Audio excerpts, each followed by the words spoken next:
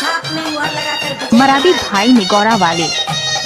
रंजीत सनी हमारे भैया सब जनता के सुनैया, रंजीत सनी हमारे भैया सब जनता के सुनैया, संग सुन ले हो जी, संग मुहर लगा हो काला छाप मजी, संग ठप्पा लगा हो काला छाप मजी।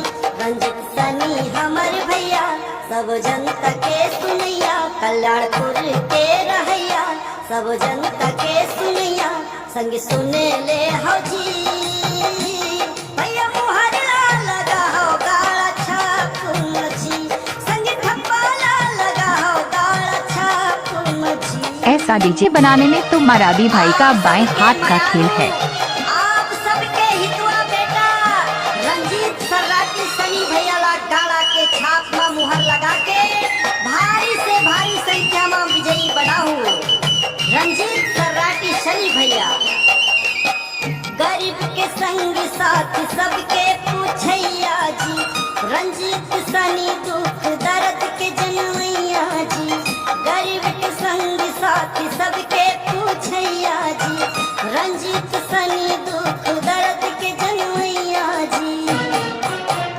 बिगड़े हर रता बनवाही जम्मू का मुला कराही, बिगड़े हर रता बनवाही जम्मू का मुला कराही, संग चुन ले हो जी, भैया मुहर लगा हो काला छाप मजी, संग ठप्पा लगा हो काला छाप मजी।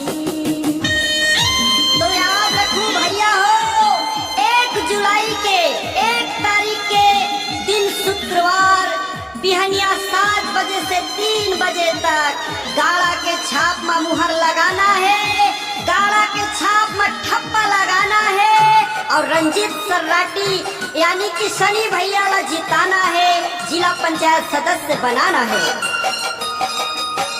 जिला पंचायत वार्ड 6 के प्रत्याशी 9098957289 टोल फ्री नंबर। लगाना जी।